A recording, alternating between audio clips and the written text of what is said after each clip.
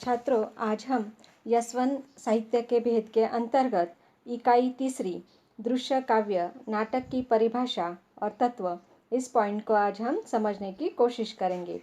तो नाटक किसे कहते हैं और नाटक का स्वरूप कैसा है, नाटक के तत्व कौन से हैं, वह हमें देखना है।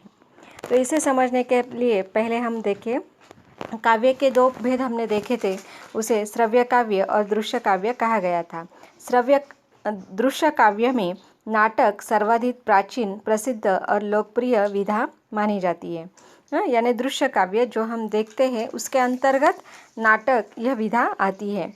प्राचीन काल में जिसे रूपक कहा जाता था, आज वही नाटक नाम से प्रचलित हो गया है। काव्य के अंतर्गत नाटक को सर्वोपरि स्थान है और इसी कारण काव्येषु नाटक रम्यम कहा गया है। यानी काव्य में नाटक को सर्वथा रम्य यानी मनोरंजन करने वाला माना गया है, अर्थात काव्यों में नाटक रमणीय है। काव्य के क्षेत्र में नाटक का महत्व इसी बात से स्पष्ट होता है कि काव्यशास्त्र का पहला ग्रंथ भरत मुनि का नाट्यशास्त्र रहा है। नाटक की व्यापकता, एक मिनट,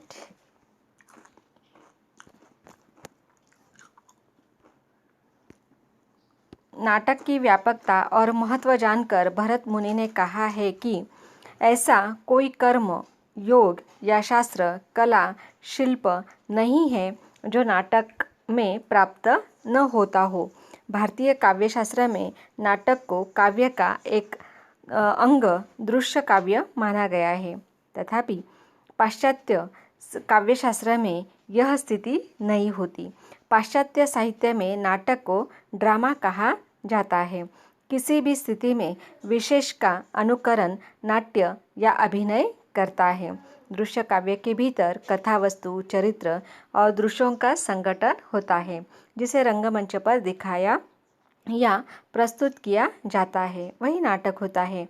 भारतीय काव्यशास्त्र के अनुसार वार्तालाप, संगीत, नृत्य, वेशभूषा, कथावस्तु और अभिनय समन्वित करने पर जो रूप बनता है उसे नाटक कहा जाता है। देखिए, बहुत ही महत्वपूर्ण इस तरह की परिभाषा यहाँ पर है कि भारतीय काव्यशास्त्र के अनुसार वार्तालाप, संगीत, नृत्य, वेशभूषा, कथावस्तु और अभिनय समन्वित करने पर जो रूप बनता है उसे नाटक कहा जाता है। आचार्य विश्वनाथ ने साहित्य दर्पण में नाटक का स्वरूप स्पष्ट करते हुए कहा है कि प्रसिद्ध कथावस्तु जिसमें विलास एवं समृद्धि का योग हो, सुख दुख की उत्पत्ति हो, निरंतर अनेक रसों का अस्तित्व हो, जो संपूर्ण मानव जीवन का प्रतिबिंब हो, ऐसी कृति को प्रस्तुतिकरण नाटक है। आचार्य विश्वनाथ ने, देखिए, साहित्य दर्पण नाम याद रखना है आपको। आचार्य विश्वनाथ ने साहित्य दर्पण में नाटक का स्वरूप स्पष्ट करते हुए कहा है कि प्रसिद्ध कथा वस्तु में जिसमें विलास एवं समृद्धि का योग हो, सुख दुख की उत्पत्ति हो, निरंतर अनेक रसों का अस्तित्व हो, जो संपूर्ण मानव जीवन का प्रतिबिंब हो, ऐसी कृति का प्रस्तुतिकरण नाटक है। अरिस्टोटल तथा पाश्चात्य आचार्यों के मतानुसार नाटक जीवन की अनुकृति है। देखिए, नाटक जीवन की अनुकृति है। अरिस्टोटल जैसे अनेक पाश्चात्य जो विद्वान हैं वह मानते हैं कि जीवन को ही नाटक में दर्शाया जाता है। पाश्चात्य विद्वान सिसोरो के अनुसार नाटक जीवन और सत्य का प्रतिबिंब है। अगले पेज पर देखिए, दूसरे पाश्चात्य विद्वान के अनुसार नाटक वह दर्पण है जिसमें प्रकृति का प्रतिबिंब झलकता है। प्रकृति अर्थात यहाँ पर मानव की प्रकृति इस तरह से भी ले सकते हैं और निसर्ग भी हम ले सकते हैं। तो इस तरह से यहाँ पर उपयुक्त विवेचन से स्पष्ट होता है कि नाटक में संपूर्ण मानव जीवन का सत्य उद्घाटित होता है। यानी जीवन का ही एक तरह से वहाँ पर प्रतिरूप वहाँ पर नाटक में होता है। नाटक में हम जीवन को अपने सामने देखते हैं, अतः उसमें रम जाना सहज है। काव्य में अन्य विधाओं, महाकाव्य, उपन्यास के समान वर्णित जीवन की कल्पना करने की आवश्यकता नाटक में नहीं होती। तो इस तरह से यहाँ पर महाकाव्य हो या उपन्यास हो, इसमें भी एक तरह से यहाँ पर नाटकीय रूपांतर होता है। तो उसमें जो समान वर्णन होता है उसमें जीवन की कल्पना हो ऐसा नहीं होता, काल्पनिकता उसमें हो सकती है। इसके अतिरिक्त नाटक शिक्षित, अशिक्षित, नागरिक, ग्रामीण सभी के द्वारा देखा जा सकता है। उसका रसास्वादन किसी प्रकार पूर्ववर्ती दक्षता की अपेक्षा नहीं होता, अर्थात कोई कथानक थोड़ा पता होना चाहिए इस तरह की अपेक्षा नहीं होती, क्योंकि उसमें अभिनय होने के कारण यहाँ पर चाहे वह अशिक्षित हो, नागरिक हो, ग्रामीण हो, कोई भी उस को देखकर समझ जाता है। इसके रसास्वादन के लिए किसी प्रकार की पूर्ववर्ती दक्षता की अपेक्षा नहीं होती। इसी कारण सभी काव्य भेदों में नाटक को सर्वथा रमणीय माना गया है। तो इस तरह से ये नाटक का एक तरह से स्वरूप हमने देखा है। तो वास्तव में तो अभी हमें देखना है कि नाटक के तत्व क्या है, लेकिन संक्षेप में हम नाटक के लक्षण भी देख लेते हैं कि क्या विशेषता उसकी हो सकती है। देखिए, भारतीय काव्यशास्त्र परंपरा के अनुसार आचार्य विश्वनाथ ने साहित्य दर्पण में नाटक के निम्नलिखित लक्षण बताए हैं। नाटक की कथा वस्तु इतिहास प्रसिद्ध होनी चाहिए, उसमें विलास, समृद्धि आदि गुण हो और श्रेष्ठ व्यक्तियों का, ऐश्वर्यों का विस्तार से वर्णन करना होना चाहिए। ऐतिहासिक इस तरह के कथा वस्तु जो है वह होनी चाहिए। नाटक में सुख दुख का विस्तार से वर्णन होना चाहिए और साथ ही अनेक रसों की भी अपेक्षा वहाँ पर की जाती है। मूलतः नाटक में वीर श्रृंगार रस प्रमुख होते हैं और नाटक में कम से कम 5 या अधिक से अधिक 10 अंक होने चाहिए, अर्थात विस्तृत इस तरह से नाटक की कथा वस्तु होनी चाहिए। नाटक का नायक सद्वंशीय, उच्चकुल, राजर्षि, धीरोदात्त, प्रतापी, दिव्य या ईश्वरीय अवतार एवं गुणी व्यक्ति होना चाहिए। नाटक में श्रृंगार और वीर रस की प्रधानता होकर अन्य रस गौण होने चाहिए। नाटक में 4 या 5 पात्र कार्य व्यापार में प्रमुख होने चाहिए। आज पाश्चात्य नाटक साहित्य के प्रभाव से नाटक में उपरोक्त लक्षण बुरी तरह से प्रभावित हुए हैं और आज उनमें अनेक लक्षण परावर्तित हो चुके हैं, यानी बदल उसमें हुआ है, परिवर्तन उसमें हुआ है। तो इस तरह से यहाँ पर जो हमारा नाटक है वह महत्वपूर्ण है कि उसके तत्व क्या होते हैं, क्या आधार है, क्या उसके मूल तत्व हैं। तो वह मूल तत्व आपको याद रखने हैं। 5 तत्व बताए गए हैं। कथानक है पहला, दूसरा है पात्र एवं चरित्र चित्रण, तीसरा रस, चौथा उद्देश्य और 5वां है अभिनय। तो ये 5 आपको याद रखने। देखिए, कथानक, पात्र एवं चरित्र चित्रण, रस, उद्देश्य और अभिनय। अभिनय एक तरह से यहाँ पर एक नया जो तत्व है वह उभर कर हमें नाटक में दिखाई देता है। कुछ विद्वान अभिनय को नाटक का प्रमुख तत्व मानने से इनकार करते हैं, परंतु बिना अभिनय के नाटक खेला नहीं जा सकता। यही कारण है कि अभिनय भी नाटक का अनिवार्य तत्व है। यानी नाटक हो तो रंगमंच होता है और रंगमंच है तो उसमें अभिनय आवश्यक होता है, इसलिए अभिनय नाटक का एक अनिवार्य तत्व होना ही चाहिए।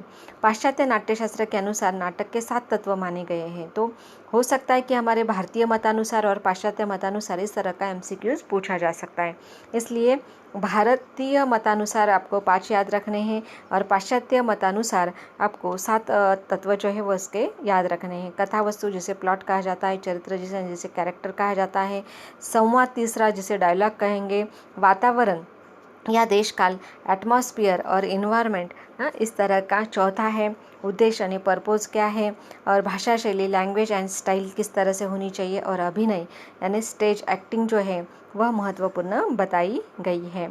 तो इस तरह से इस प्रकार भारतीय एवं पाश्चात्य नाट्य तत्वों के कई तत्व दृष्टि से समानता है।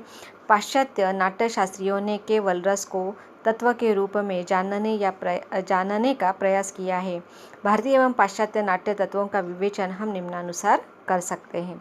देखिए, किस तरह से यहाँ पर पहला जो तत्व है हमारा भारतीय विद्वानों के द्वारा दिया गया कथा वस्तु, ये पहला तत्व है। तो उसे इस तरह से स्पष्ट किया गया है कि जो कथा वस्तु है वह अत्यंत विस्तृत और सूक्ष्म होनी चाहिए। कथानक में संघटन नाटक का प्रमुख तत्व है, क्योंकि कथानक के द्वारा नाटक का अभिनय प्रस्तुत होता है। कथा वस्तु के द्वारा दो प्रकार माने गए हैं, एक आधिकारिक कथा वस्तु और एक प्रासंगिक, यानी मुख्य कथा वस्तु क्या होनी चाहिए और उसके अनुरूप जो प्रसंग है उसमें आने वाली जो कथा वस्तु है वह महत्वपूर्ण है। तो आधिकारिक कथा वस्तु देखिए किसे कहेंगे, जिस कथा के सूत्र नाटक के प्रारंभ से अंत तक बने रहते हैं वह आधिकारिक कथा वस्तु कहलाती है। और प्रासंगिक कथा वस्तु में जो कथाएं मुख्य कथा की सहायिका के रूप में प्रसंगवश बीच में आ जाती है उन्हें प्रासंगिक कथा वस्तु कहते हैं। प्रासंगिक कथाओं से आधिकारिक कथा को बल मिलता है और वह तेजी से आगे बढ़ती है।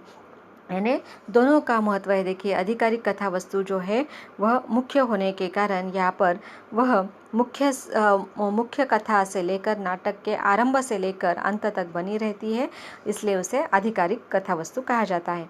और प्रासंगिक जो कथा है वह मुख्य कथा की सहायिका के रूप में यानी मदद के रूप में वह बीच बीच में प्रसंगवश आ जाती है, इसलिए उसे प्रासंगिक कथा वस्तु कहा जाता है। और ये जो प्रासंगिक कथा वस्तुएं है वह आधिकारिक यानी मूल कथा को बल प्रदान करती है, इसलिए जो कथानक है वह तेजी से आगे बढ़ता है। तो इस तरह से यह कथा वस्तु महत्वपूर्ण है। दूसरा पॉइंट है हमारा पात्र एवं चरित्र चित्रण, अर्थात नाटक का जो दूसरा तत्व है उसे हम कहेंगे पात्र एवं चरित्र चित्रण। यह नाटक का प्रधान तत्व है, क्योंकि नाटककार अपने पात्रों के माध्यम से ही अपने विचारों को अभिव्यक्त करता है। नाटक का विकास पात्रों के सहारे ही होता है।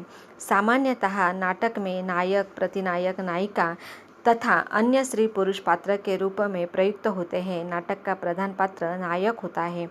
पाश्चात्य नाट्यशास्त्र में नायक के स्वरूप निर्धारण पर कोई विचार नहीं किया गया है, परंतु भारतीय नाट्यशास्त्रियों के नायक के स्वरूप पर विचार किया गया है। भारतीय मतानुसार नायक के 4 प्रकार माने गए हैं। उसमें से पहला है धीरोदात्त। यह नायक बलवान, गंभीर, क्षमावान, मितभाषी, स्थिर तथा विनम्र होता है, जैसे राम या भरत। धीर ललित। यह नायक शांत, मृदु, कलाप्रिय और सुखी होता है। धीर प्रशांत। यह नायक सामान्य गुणों से युक्त, शांतिप्रिय, धैर्यशाली, कोई ब्राह्मण होता है। धीरोदात्त। यह घमंडी। धीरो उदात्त। यह घमंडी, प्रचंड, शूर, मायावी, चंचल, धूर्त और आत्मप्रशंसक होता है, जैसे रावण हम कह सकते हैं। तो इस तरह से देखिए आपको जो गुण है नायक के उन्हें याद रखना है। धीरोदात्त, धीर ललित, धीर प्रशांत आणि धीर उदात्त, धीरो उदात्त। तो इस तरह से यहाँ पर धीरोदात्त, धीर ललित, धीर प्रशांत जो है वह धीर प्रशांत, प्रशांत से ही स्पष्ट होता है कि वह शांत प्रवृत्ति का हो, ललित यानी वह कलाप्रिय हो, और उदात्त का मतलब है वह बलवान, शक्तिशाली और एक तरह से क्षमावान हो, और जो अंतिम है वह एक तरह से प्रतिनायक का स्वरूप होता है। धीरो उदात्त अर्थात यहाँ पर वह घमंडी होता है, शूरवीर और मायावी होता है, चंचल होता है और आत्म प्रशंसक भी होता है। तो उसी तरह से नायक की तरह से ही नायिका का भी विशेषता यहाँ पर महत्वपूर्ण है। भारतीय काव्यशास्त्र के अनुसार नायिका नायक की पत्नी या प्रेयसी होती है, परंतु पाश्चात्य विचारानुसार कोई भी स्त्री नायिका हो सकती है। कर्म, जाति, परिस्थिति, वय तथा प्रेम के आधार पर नायिका के अनेक भेद किए जाते हैं। नायक नायिका को प्रेरणा देती है और आकर्षक का केंद्र भी बनती है। तो ये स्पष्ट ही है। इसके अतिरिक्त नाटक में नायिका का प्रतिद्वंदी प्रतिनायक या खलनायक होता है, जो धूर्त और कपटी होता है। उसके साथ ही विदूषक भी नाटक के पात्र होते हैं, जो कथा को आगे बढ़ाने में मदद करते हैं। तो इस तरह से देखिए नायक, नायिका, प्रतिनायक या खलनायक जिसे हम कहेंगे, और विदूषक, इस तरह के 4 पात्र नाटक में बहुत महत्वपूर्ण भूमिका निभाते हैं। इसके आगे हम देखते हैं कि कथोपकथन या संवाद जिसे डायलॉग कहा जाता है वह कैसे होने चाहिए। नाटक में पात्रों के पारस्परिक बातचीत में को कथोपकथन कहते हैं। देखिए नाटक के लिए कथोपकथन बहुत आवश्यक इस तरह का तीसरा पात्र है। उसे स्पष्ट करते हुए देखिए पात्रों में पारस्परिक बातचीत जो होती है उसे कथोपकथन कहा जाता है। वह नाटक का प्राण होती है, क्योंकि नाटककार अपने मन की सारी बातों को पात्रों के कथोपकथन के द्वारा ही दर्शकों के सम्मुख रखता है या सामने रखता है। जिसमें नाटककार की कुशलता एवं अभिव्यक्ति शैली के दर्शन होते हैं। नाटक के संवाद जितने चुस्त, प्रभावशाली एवं सूक्ष्म होंगे, नाटक उतना ही चमत्कारपूर्ण एवं प्रभावशाली बन जाता है। उत्तम संवादों में सरलता, सुंदरता, धारावाहिकता, पात्रानुरूपता, सार्थकता, संक्षिप्तता, चतुरता और चमत्कारिता आदि गुण होते हैं। देखिए, जो भाषा शैली होती है वह बहुत ही चुस्त, प्रभावशाली, सूक्ष्म होकर भी उतने ही चमत्कारपूर्ण और प्रभावशाली होते हैं।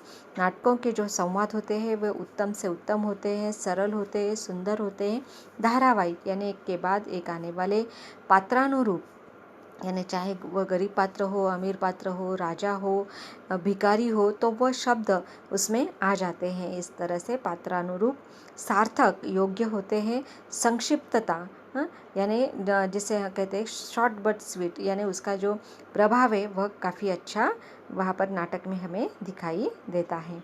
तो इस तरह से अच्छे कथोपकथन के द्वारा पात्रों के चरित्र पर प्रकाश डाला जाता है और कथा वस्तु को गति प्रदान की जाती है। अनावश्यक संवाद जो होते हैं वह नाटक की रोचकता में कमी लाते हैं। तो नाटक का जो चौथा तत्व है आगे, वह हमें देखना है देश काल और वातावरण। देखिए, जिसे एटमॉस्फेयर और एनवायरनमेंट जिसे कहा जाता है, तो वह क्या महत्व रखता है, क्या मायने रखता है नाटक में, वह देखिए। नाटक में ही नहीं तो साहित्य के प्रत्येक विधा के अंतर्गत देशकाल तथा वातावरण का यथार्थ चित्रण होना अनिवार्य होता है। जैसे मुगलकालीन या शिवकालीन नाटक में तत्कालीन सभ्यता, संस्कृति का चित्रण करना अनिवार्य होता है। इस तत्व के अंतर्गत पात्रों की वेशभूषा, पात्रों की भाषा, तत्कालीन परिस्थिति का चित्रण आदि बातों को स्पष्ट किया जाता है। नाटककार को यह ध्यान रखना पड़ता है कि जिस स्थान में और जिस समय के लोग उसे वस्त्राभूषण पहनते हो और उस समय जो भाषा प्रचलित थी वही प्रयोग नाटक के पात्र भी करें। देखिए, हूबहू वैसा ही लगना चाहिए, ये अपेक्षा रहती है। देखिए, पाश्चात्य नाटकों में घटनाक्रम और रंगमंच की रचना तथा वातावरण में एकरूपता बनाए रखने के लिए संकलन त्रय यानी 3 यूनिटीज़ की व्यवस्था की जाती है। यानी इस तरह से चाहे वह घटनाक्रम हो, वातावरण हो या एनवायरनमेंट हो, तो वह हुबहू लगे। इसलिए उस जिस काल में यह नाटक हुआ था या पहले घटित हुआ था या एक तरह से वह मंचित हुआ था, उसको वैसे कि वैसे आज की स्थिति में लाना, वर्तमान में लाना। इसलिए जो वहाँ पर जो परिस्थितियाँ थी उन परिस्थितियों का एक तरह से समानता लाना उन परिस्थितियों में, इसके लिए संकलन त्रय की आवश्यकता होती है। देखिए, संकलन त्रय के अंतर्गत स्थान की एकता यानी यूनिटी ऑफ प्लेस, काल की एकता यानी यूनिटी ऑफ द टाइम और कार्य की एकता में यूनिटी ऑफ एक्शन आदि का ध्यान रखा जाता है। स्थान की एकता यानी जिस स्थल की यह घटना को वह दिखाई जाए, एक व्यक्ति एक दृश्य में एक स्थान पर और दूसरे दृश्य में दूसरे स्थान पर दिखाया न जाए। यानी जो स्थान वहाँ पर निर्धारित किया गया है वही स्थान किसी गलत जगह पर न होना चाहिए। इस तरह से कार्य की एकता होनी चाहिए, काल की योग्यता होनी चाहिए और स्थान की योग्यता होनी चाहिए। देखिए, स्थान की एकता यानी जिस स्थल से यह घटना को वही दिखाया जाए, एक व्यक्ति एक दृश्य में एक स्थान पर और दूसरे दृश्य में दूसरे स्थान पर न दिखाया जाए। कला की एकता अर्थात घटनाओं का श्रृंखलाबद्ध दिखाना जरूरी है। देखिए, यानी जो अभिनय हो रहा है, जो कलाएं हो रही है, उसमें कहीं ना कहीं सुसूत्रता होनी चाहिए, एक रूपता होनी चाहिए, श्रृंखला होनी चाहिए कि एक के बाद एक प्रसंग आने चाहिए जो एक दूसरे से जुड़े हो, ना कि अलग अलग हो। अर्थात जो घटना पूर्व घटी हो उसका चित्रण पूर्व और जो घटना पश्चात घटी हो उसका चित्रण पश्चात बतलाना जरूरी होता है। कार्य की एकता यानी मुख्य कथा और प्रासंगिक कथाओं का एक उद्देश्य, एक सिद्धांत हो। सहायक कथाएं मुख्य कथा में बाधक न होकर मुख्य कथा को ही वह आगे बढ़ाने का काम करे, ऐसी होनी चाहिए। उसके बाद का जो 5वां तत्व है वह है हमारा उद्देश्य। देखिए, उद्देश्य में भारतीय नाट्यशास्त्रों के नाटक का उद्देश्य वर्ग अर्थात धर्म, अर्थ, काम और मोक्ष से किसी एक की प्राप्ति माना जाता है। पाश्चात्य नाट्यशास्त्री उद्देश्य को नाटक का प्रमुख तत्व मानते हैं। इसका उद्देश्य नाटक में जीवन का यथार्थ चित्रण करना है। अतः वे नाटक में सामाजिक, आर्थिक, धार्मिक, राजनीतिक समस्या का उद्घाटन करते हैं। भारतीय नाट्य शास्त्र के अनुसार नाटक का उद्देश्य जितना महान होगा उतनी वह कृति जो है वह महत्वपूर्ण होगी। नाटककार नाटक के कथानक के माध्यम से समाज के सामने अपना उद्देश्य प्रस्तुत करता है, अर्थात धर्म, अर्थ, काम और मोक्ष की प्राप्ति बहुत महत्वपूर्ण है। और जो सामाजिक समस्याएं, जो कुछ भी हमारे जीवन में समस्या है, उनका उद्घाटन करना यह नाटक का प्रमुख उद्देश्य रहा है। देखिए, अगला पॉइंट जो है वह भाषा शैली। नाटक का छठवां जो तत्व है वह है भाषा शैली। नाटक में संवाद अत्यंत महत्वपूर्ण होते हैं और संवादों को सरस बनाने के लिए भाषा शैली का आश्रय लेना पड़ता है। नाटक की भाषा सरल, सरस, रोचक, महत्वपूर्ण एवं पात्रानुकूल होनी चाहिए। इन गुणों के अभाव में नाटकों के संवाद फीके पड़ जाते हैं और नाटक नीरस होने लगते हैं। भाषा के साथ साथ नाटक की शैली भी प्रभावशाली होनी चाहिए।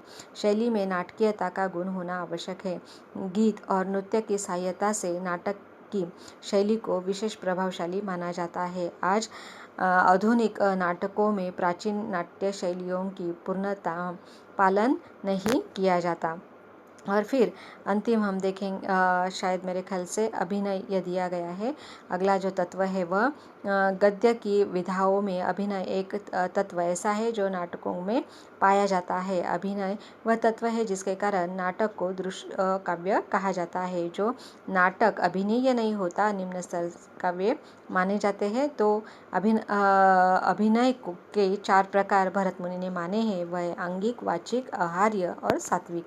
तो अंगिक यानी शरीर के द्वारा किए गए, वाचिक यानी मुंह के द्वारा किए गए, आहार्य का मतलब यहाँ पर जिसे हम कह सकते हैं कि हाव भाव के द्वारा, और सात्विक यानी सात्विक के आधार पर यहाँ पर कहा जा सकता है कि वे जो भाव है वे आंतरिक सूक्ष्म भावों का उसमें प्रकाशन होता है। तो इस तरह से यहाँ पर इन चारों जो अभिनय के प्रकार हैं उनको स्पष्ट करने की कोशिश की गई है। और अंतिम और महत्वपूर्ण जो तत्व है नाटक का वह है रस। भारतीय आचार्यों ने रस को नाटक का एक प्रमुख तत्व माना है। पाश्चात्य नाट्यशास्त्र में इस तत्व की जगह उद्देश्य को ही रस मुख्य माना है। भारतीय मतानुसार नाटक में श्रृंगार, वीर और करुण में से किसी एक की प्रधानता होनी चाहिए। शेष रस जो है वह गौण रूप में आने चाहिए। आचार्य भरत ने शांत रस को नाटक के अनुकूल नहीं माना है। भरत मुनि के अनुसार नाटक के लिए 8 रस प्रमुख बतलाए गए हैं। भारतीय एवं पाश्चात्य नाट्यशास्त्र के अनुसार नाटकों के तत्वों में अधिकतम महान समानता ही रही है। आज आधुनिक नाटकों में प्राचीन भारतीय नाट्य तत्वों में बड़ा परिवर्तन आया है। भारतीय नाट्यशास्त्र के प्रभाव में प्राचीन भारतीय नाटक के जो तत्व है वह अधिक प्रभावशाली हुए हैं। तो इस तरह से भारतीय और जो पाश्चात्य एक तरह से विद्वान हैं, उन्होंने जो नाटक के तत्व है उनको स्पष्ट करने की कोशिश की गई है। तो इस तरह से नाटक के तत्व बहुत ही महत्व रखते हैं।